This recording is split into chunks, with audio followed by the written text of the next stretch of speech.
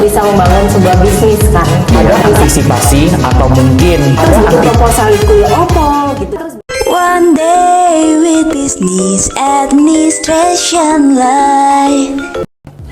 Halo Sobat Curmanita, kembali lagi pada episode kali ini di tahun 2024 Curmanita dengan tema One Day with Business Administration's Life. Bersama saya Fernandi yang akan menjadi host pada episode kali ini.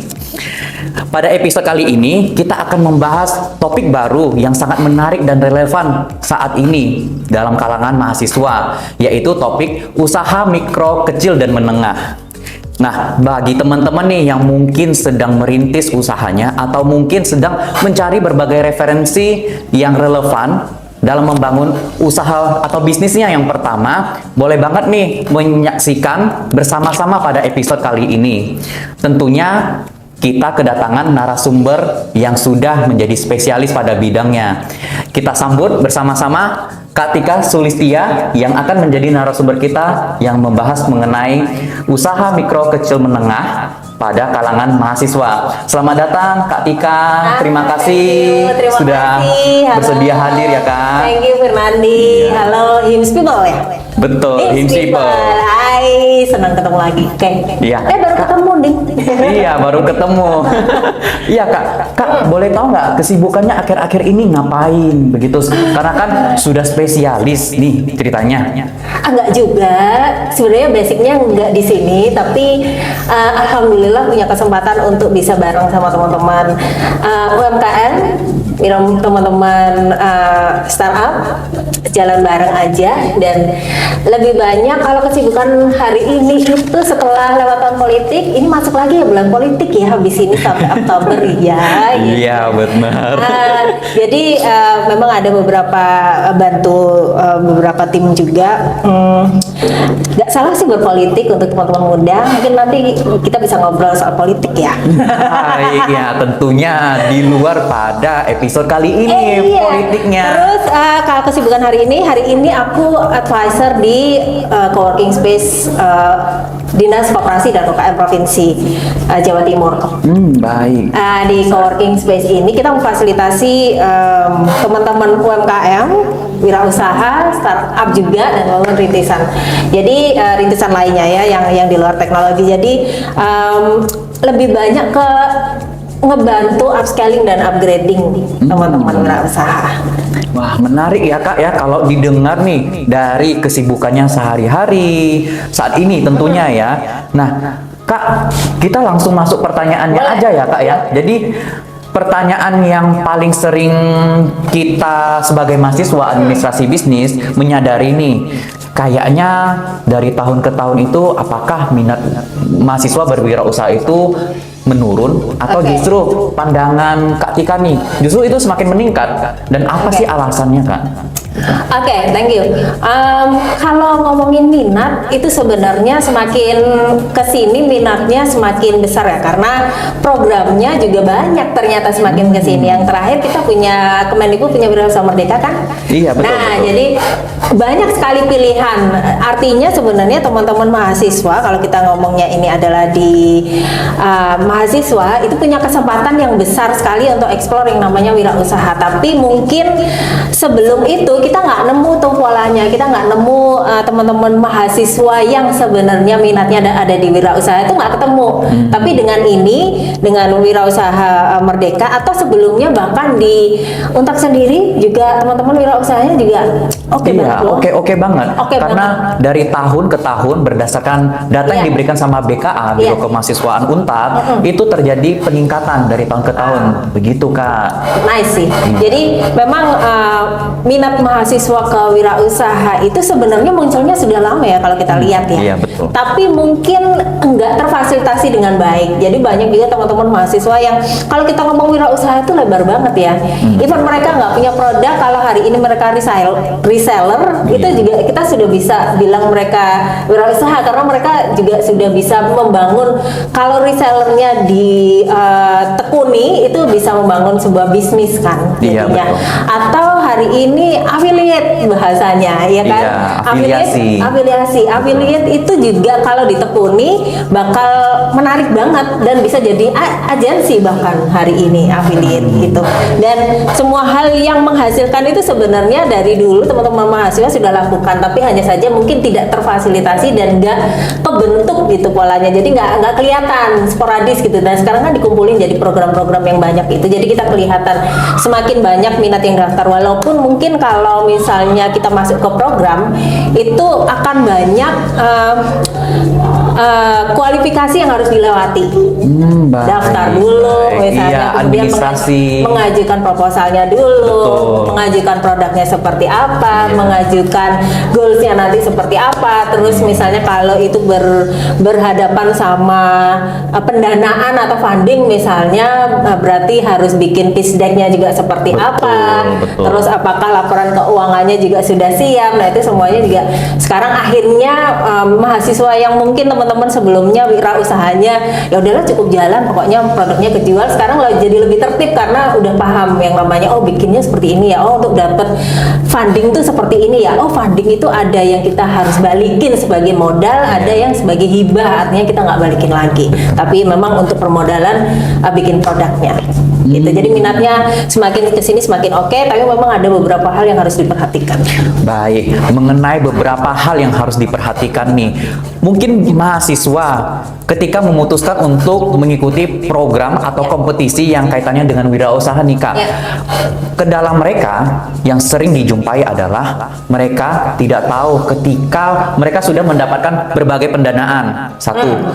Kemudian sudah melakukan prototyping, sudah mengeksekusi, sudah mengikuti business matching atau mungkin expo berbagai macam yang berkaitan dengan wirausaha.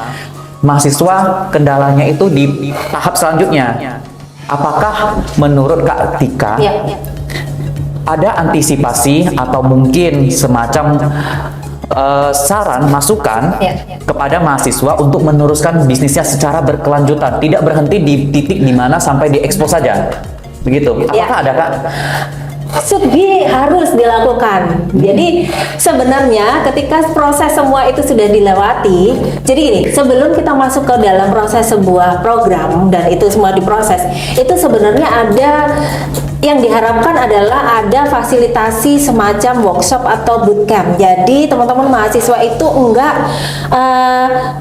tiba-tiba aja gitu ikut daftar terus bikin proposal iku ya opo gitu ya, terus bikin pitch deck iku opo. Jangan sampai ya hari ini teman-teman mahasiswa terus pitch deck iku opo rek gitu kan ya, agak lucu gitu. Jadi dan dengan banyaknya informasi hari ini, aku berharap teman-teman mahasiswa kan udah pinter ya, jadi browsing, belajar sebanyak-banyaknya, ikuti semua kegiatan yang berkaitan dengan kewirausahaan. Jangan hanya di lingkup kampusnya Nyon Sewu, di lingkup kampusnya saja, tapi Wirausaha Merdeka bahkan mengajarkan kita untuk kolaborasi dengan berbagai mahasiswa dari berbagai macam fakultas dan kampus universitas gitu.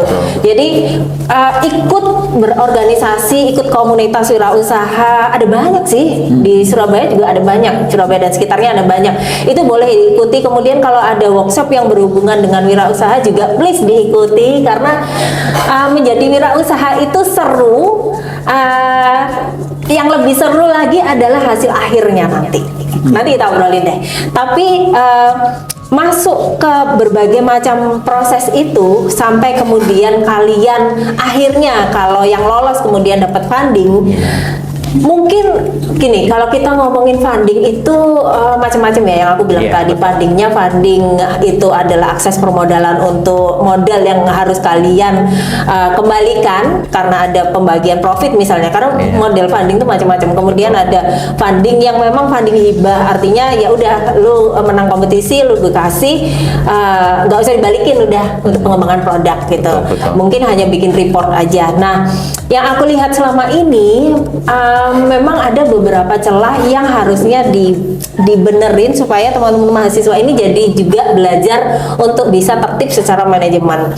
Setelah bikin proses pendaftaran, kemudian bikin pitch deck, kemudian mungkin ada vlog pitch untuk presentasi produknya seperti apa. Kemudian, nah ini kalau ke funding itu akan banyak. Kalau teman-teman startup itu akan banyak berhadapan dengan, kalau funding itu namanya venture capital venture capital di Surabaya ada, mungkin sudah ada lebih dari satu ya semoga. Tapi tahun kemarin aku baru tahu ada satu di Surabaya. Kemudian di Jawa Timur mungkin ada, tapi tidak banyak. Yang paling banyak memang di Jakarta, dan teman-teman mahasiswa akan lebih banyak dapat itu di Singapura biasanya untuk funding yang besar ya. Iya. Berhadapan dengan venture capital itu, kita tidak hanya sekedar bikin prototipe sebenarnya.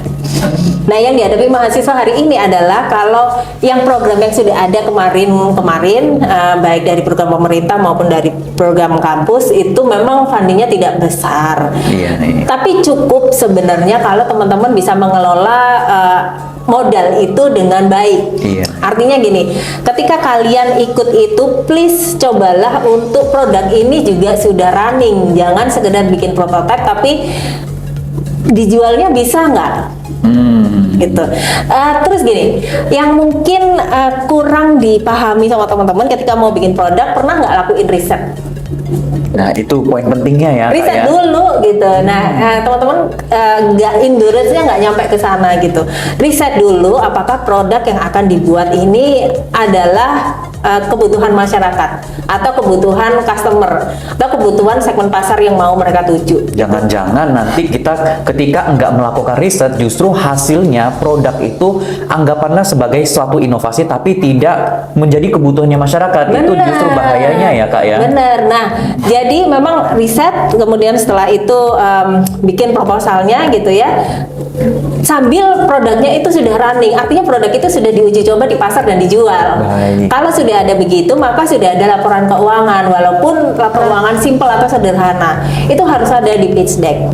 Kemudian kalau kita ngomongin pitch deck panjang lebar deh, karena di Iya, dalam pitch deck betul. itu bukan hanya ada ini produk, kita bikin ini, latar belakangnya ini, kita bikin ini karena ini, bahannya ini, modalnya sekian, tim kita ini, terus kemudian misalnya sudah ada laporan keuangan sederhana, ini laporan kita tahun ini, tapi juga dijelaskan di dalamnya kalau kita ada sharing pasar segini, sharing profit segini, market share-nya segini, kayak gitu-gitu tuh masuk di pitch deck. Jadi pitch deck itu tidak hanya presentasi produk saya ini modalnya segini, tim saya A B C D, kita inginnya begini-begini, enggak. Tapi lebih detail dari itu. Setelah itu, setelah dapat dananya, please sustain. Sayang loh, sudah dikasih pendanaan, produknya sudah dibikin, tapi ya mungkin aku bisa paham sih kalau teman-teman mahasiswa mungkin setelah ikut program itu, Kak, kita sibuk, Kak, habis ini magang, habis ini KKN, habis ini Ada segala macamnya, skripsi mungkin. Iya, tim yang awalnya 3 atau sampai 5 orang buyar dah tuh. Iya. Produknya buyar deh. Betul. Nggak jalan. Padahal kalau misalnya itu bisa dijalanin bener, contohnya Untak aja. Sebenarnya Untak udah punya ekosistem yang bagus sih. Iya, betul. Jadi kalau teman-teman wirausaha sudah bikin produknya tuh bisa banget masuk di, paling sederhana masuk di koperasi. Ada koperasi kan? Ada UKM Nah. koperasi juga termasuk itu bisa. Atau bisa kolaborasi sama teman-teman fakultas lain untuk pemasaran produknya sebenarnya.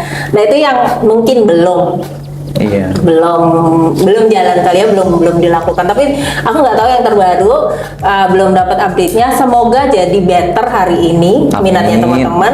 Terus kemudian yang memang ini satu kali ya, lagi yang memang tidak passion atau tidak minatnya di wirausaha, ya udah nggak usah maksain diri.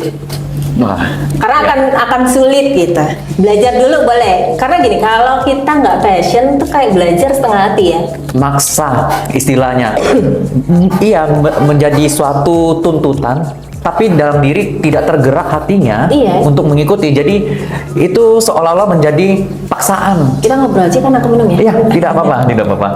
Jadi kayak ya karena nggak minat gimana sih. Jadi malah kalau misalnya kita bentuk tim 3-5 orang tuh malah dia dalam tanda kutip ngeganggu ya akhirnya. Karena mungkin dia karena nggak passion, udahlah terserah lu aja gitu. Jadi nggak bagus, nggak solid di timnya. Iya, betul ya. Gitu. Akan merusak semuanya. Nah, itu juga menjadi hambatan kita dengan antar tim juga salah satunya begitu ya, Kak. Dan juga nih, Kak, tadi sepertinya Kakak sempat menyinggung tentang startup nih, Kak. Ya. Apa sih bedanya startup dengan entrepreneur atau justru itu hal yang sama? Begitu Oke, kan? startup adalah part of entrepreneur sih. Tapi kalau kita ngomongin yang wirausaha mungkin beda ya.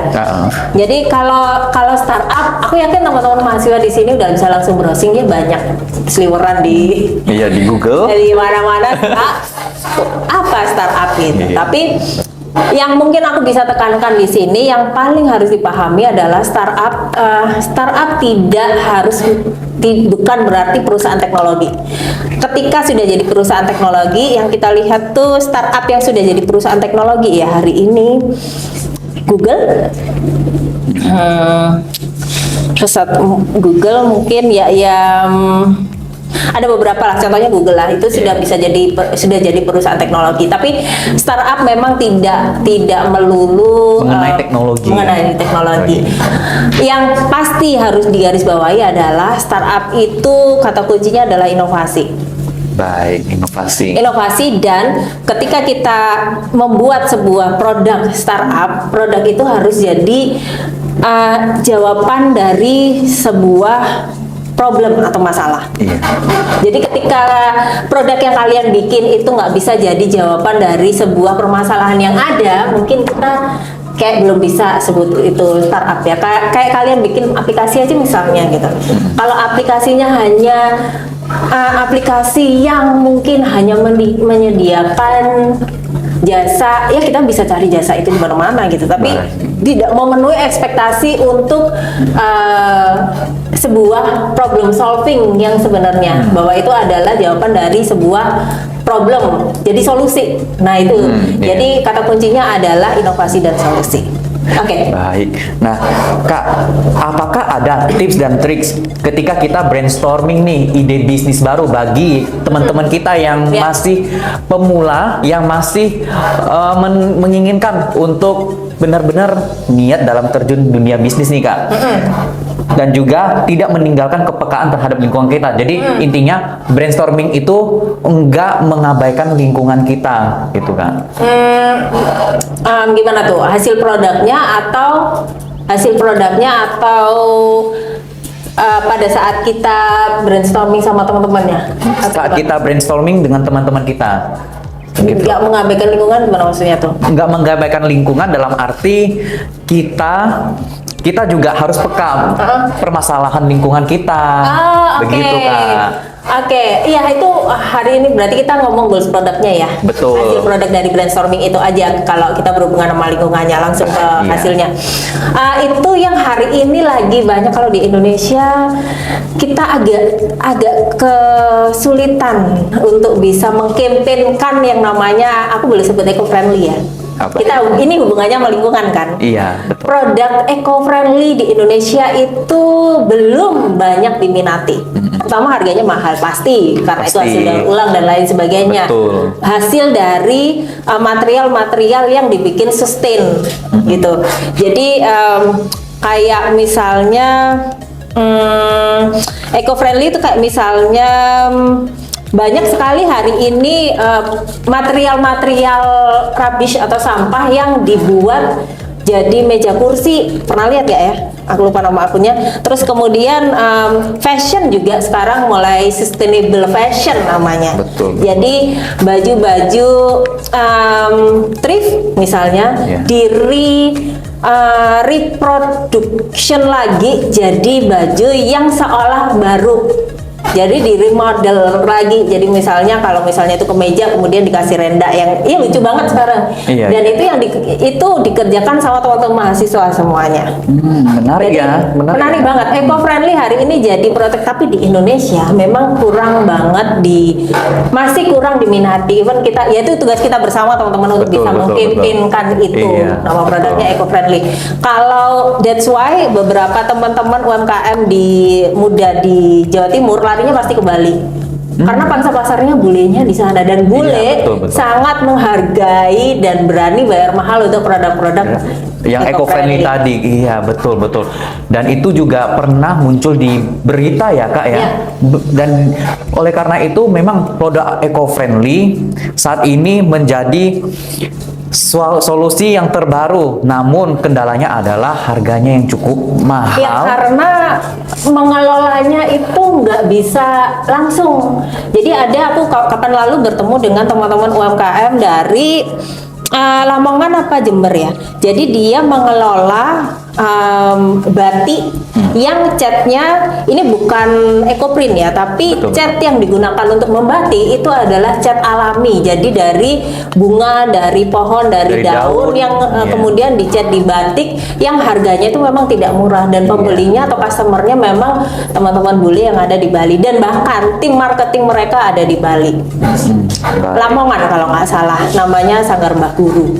Itu semuanya memanfaatkan warga desa untuk mengelola batik itu, kemudian dijual sama tim marketing yang ada di Bali, which is customernya adalah orang-orang Eropa dan Betul, orang-orang luar menjadi target dari produk yang kita hasilkan, Yes. terutama untuk eco-friendly tadi ya. eco-friendly karena memang belum aware ya kita. Iya. Nah, ini juga sekalian. Iya, baik. Sebagai mahasiswa, selain kita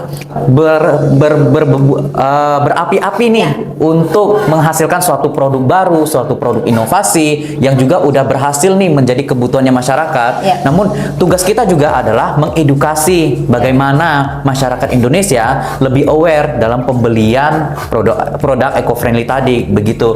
Nah, Ya, atau jangan ini deh, kalau misalnya kalian memang kesulitan diproduksi, please teman-teman anak muda hari ini atau mahasiswa, kalian yang hari ini mainnya banyak di digital, please bantu untuk memasarkan produk mereka. Baik, pemasaran melalui digital Yes, saat ini, bantu. iya, sangat dan lebih cepat malah dan Yes. efisien malah Yes. ya Kak. Nah, Kak, untuk pertanyaan terakhir nih, Ya. apakah Kak Tika memiliki pesan untuk teman-teman mahasiswa, terutama dari program studi administrasi bisnis nih, Ya. dalam kaitannya dengan usaha mikro kecil menengah Ya. ataupun wirausaha, Oke. gitu Kak? Silahkan. Kak. Kalau sudah terjun, jangan nanggung dan please dijaga. Kuncinya satu sih, terus berinovasi dan konsisten supaya bisnisnya sustain. Dah. Baik, oke. Begitu teman-teman dari hasil narasumber kita Ya. dari segala pertanyaan, dan mungkin ini bisa menjadi referensi teman-teman, bisa menjadi jawaban teman-teman yang saat ini merasa membutuhkan referensi lebih mengenai UMKM. Nah, teman-teman jangan ketinggalan untuk episode kita yang terbaru yang akan mendatang. Boleh teman-teman mengikuti dan membagikannya konten yang kali ini kepada teman-teman yang lainnya juga yang sama membutuhkan informasinya mengenai usaha kecil, mikro, menengah begitu. Dan jangan lupa untuk memfollow akun Instagram kita @himanita.unpadsby, dan kita juga memiliki akun TikTok yaitu @himanita_unpadsby untuk tidak ketinggalan post atau konten-konten yang menarik lainnya begitu. Kak Tika, Ya. saya ingin mengakhiri tapi saya punya rapid test nih, rapid question. Iya, rapid question buat Ayo Kak Tika. jalankan. Oke, langsung ya Kak. Oke, Bisnis makanan atau bisnis fashion? fashion. Kopi atau teh? Sekarang teh ya. Oke, Jakarta atau Surabaya? Surabaya. Jadi karyawan atau entrepreneur? Entrepreneur. Oke, sekian teman-teman. Saya Fernandi pamit undur diri dulu. Sampai jumpa. Bye, It's a wrap.